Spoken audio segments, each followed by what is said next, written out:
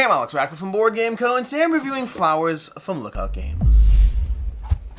Flowers is a 2 to 4 player game that is a mandala game. It's called Flowers, a Mandala Game, partially because it's based loosely on the original Mandala Game that was a 2-player experience. This one brings it as a 2 to 4 player experience. I'll be talking about this game, not so much the original, except when we get to recommendations at the very end of it. The general idea of this game is you are competing over various flowers. You're competing over these half flower tokens in order to take these flowers and then pair them up with each other. So for example, if I were to get this flower over here and get this flower, I can pair them up and this will be worth 12 points at the end of the game. 4 pips times 3, that's 12 points. Alternatively, if you ever have flowers that don't have a multiplying factor, you'll see over here there's a lot of flowers. Let's see if we can grab a few flowers over here and pair them up over here. So for example, here we go. If we ever have these 2 flowers over here and we pair them up, because there's no multiplication factor, you take the full value over here, which is 7, and double the lower value, which would be 10. 5 times 2 is 10, and this is worth 17 points. So if there's ever not a multiplier at play, then you are getting double the lower value plus the higher value. And if there is a multiplier, you're getting the multiplier times the number of pips. And you're trying to gather these flowers, build these flowers. That's the core premise of what you're doing over here.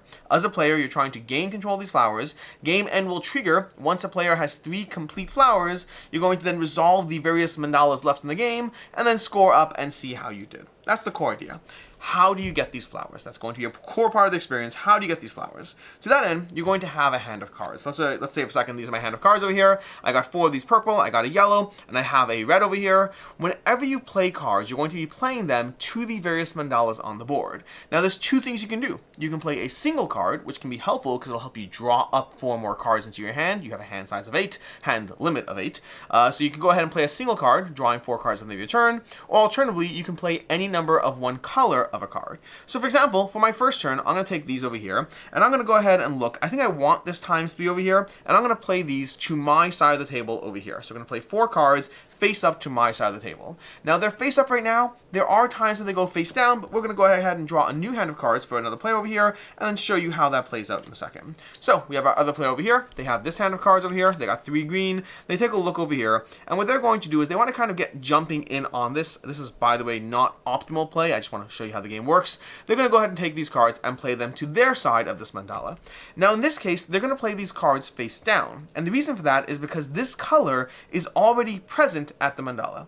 This color is over here. We already have blue, green, we have yellow, and we have purple already present. You're going to look at the 2 flowers and the colors they bring. You're going to look at the cards that other players have played, and then you're going to determine if your color is adding a new color. So you're going to play these face down. I should note, by the way, this would have moved over here as soon as they had played those cards, because when they played these cards, they had at least 1 face-up card and the most cards.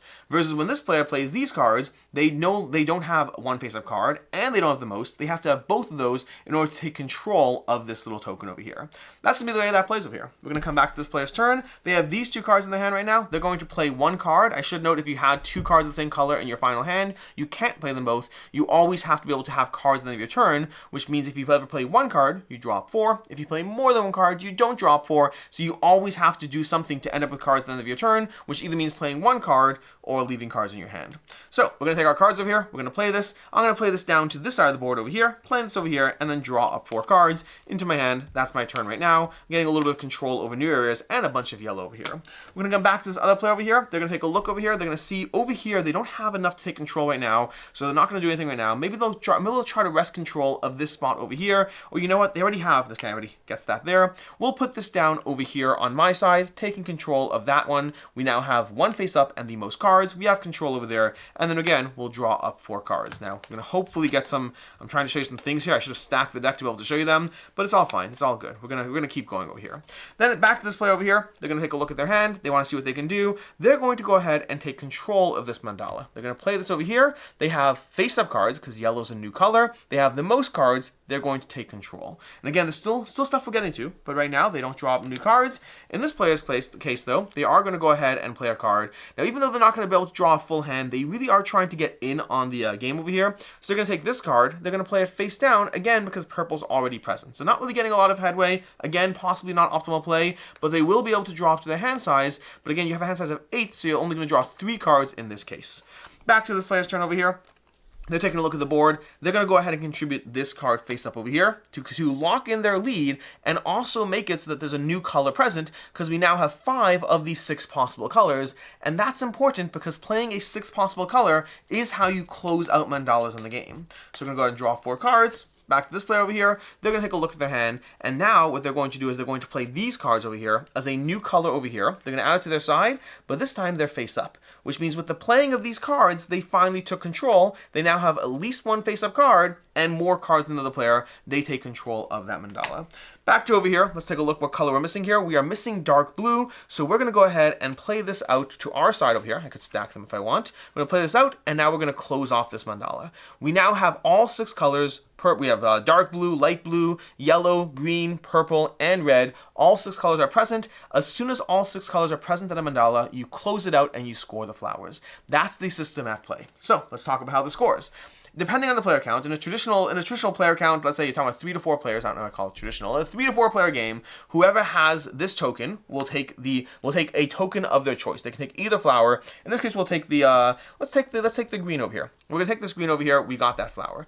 The person who gets the second flower is whoever has the next most flowers, the next most cards at the table, with at least 1 face up. You always have to have contributed at least 1 new color to the mandala in order to be eligible for scoring, and then whoever has the next most cards would get that card. So if this were a 3-player game, this player would go ahead and get that card, or a 3 or 4-player game. In a 2-player game, there's a slight rules difference. In a 2-player game, you have to have at least half as many cards as the first player, or they will get both tokens. So right now in this game, because we have so many more cards, we're actually going to take both tokens in a 2-player experience. That ensures that in a 3 or 4-player game, you're always fighting, always vying for control. In a 2-player game, you don't want to have it that once a player is losing, they just give up entirely. So there's still a fight to get second place on the flower token that you want, but sometimes you just don't contribute enough and you'll get nothing entirely. So that's the basic puzzle over here. You're going to go ahead and look to see who has this, whoever contributed the most. Then you look to see who has the next most, and they go ahead and get those tokens, and you're trying to wrest control of these flowers in order to get them to your board. Whenever you have a flower, you're going to go ahead and pair it up. Now, for example, what does that mean? Let's say, for example, I earned this green over here. At this point, whichever flower I get next is going to get paired with this if it's a green flower. So I much more want this flower because 4 times 3 is 12. But alternatively, if I get this green flower first, I have to pair it up. You must pair it up as soon as you get it. You cannot choose to hold on to it for an ideal pairing, which means you want to be very selective about what flowers you get in what order to be able to pair up those high and low values properly, to be able to make sure you have multiple highs to get that, times 2 on a higher value, to be able to multiply it with a scoring multiplier over here. You're trying to time when you take control of things.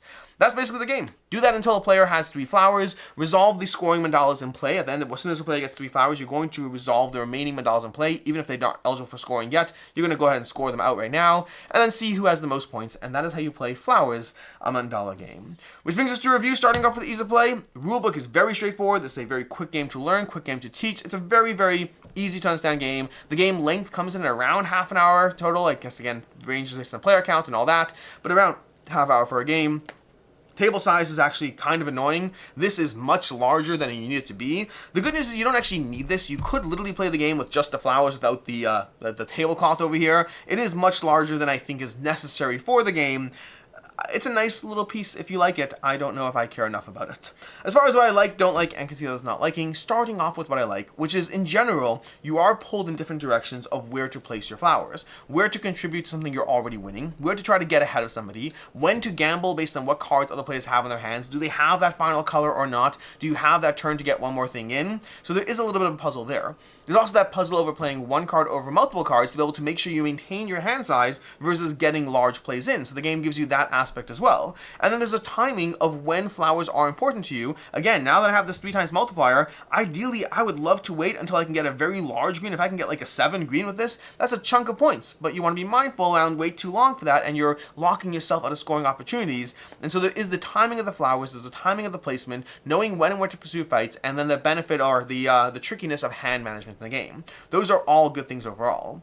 As far as what I don't like in the game, it's really going to come down to the fact that I don't know if I felt overly compelled by the puzzle at play. Despite the fact that I just told you 3 things that are a puzzle, and they are all a puzzle, ultimately this is a game where you draw cards, you play cards, and I didn't feel pulled in enough by it. There's nothing wrong with this game. There's nothing bad about the game. It's just the puzzle didn't feel compelling enough. I draw cards, I play cards. If I get a good hand of 4 cards, I can go ahead and dump 4 cards right away and take control of things. It often feels a bit like luck, but hey, if I can still, overall, the luck might even out across the course of the game, and I'm trying to get flowers. At the end of the day, there's nothing wrong with flowers. I just don't know if the puzzle of what you're doing felt severely compelling. It didn't feel overly compelling. It felt like an okay game. As far as what I can see others not liking the game, first of all, not getting the colors you need. When you're trying to go ahead and close off a mandala, if nobody has that color in play, it can kind of draw out a bit, and if you're trying to get the right color to be able to close things out, sometimes you just feel stuck with a lack of agency over how to control things based on what's in your hand. And then also being forced to pair up flowers. As much as I actually kind of like that because it adds an element of tension over what you take or don't take, you as a player might sit there and have your ×3 multiplier, and then you get stuck with a 2 green, and you have 6 points instead of a 21-point flower. That can be a frustrating experience. I like the tension it provides, but sometimes the tension it provides is really just a slap in the face to the cards you've been getting and the collections you've been attempting to make in the game. As far as final thoughts on flowers, there's nothing wrong with this game. It is a fine game. It's an enjoyable experience. I've had fun with it. I just don't think I was wowed by it in any way, shape, or form. It's a fine game with drawing cards, placing cards, and trying to score these various flowers. I just didn't feel that there was enough there to really have me enthusiastic with the experience, so much as okay with the experience. I played it. It's fine. If you want to try it out and enjoy it, it's not a bad game. In any way, I think for me it's a 3 out of 5. It's a totally okay game. Nothing wrong with it. Nothing particularly compelling about it. As far as other game recommendations, first of all, I'll say the original Mandala I thought was a much more interesting puzzle. The original 2-player Mandala game I thought was a much better puzzle as far as the choices you have to make. I thought it was much tighter. I think it was just a better game. And then weirdly enough, this game kind of gave me vibes of Watergate. Watergate's gonna be a 2-player back and forth tug of war game. This game kind of has that tug of war vibes as you try to go for, who's gonna get control. It very much feels like you're doing a tug of war in each location, hoping you get the one you are the one who gets to walk out with things. And so it had that vibe, and Watergate I often call a tug of war game. I just think Watergate had a lot more interesting things going on with it. So if you like that tug of war feel where you're fighting over different lanes trying to figure out where to win, but in a much more intricate experience, I think Watergate is a game worth checking out.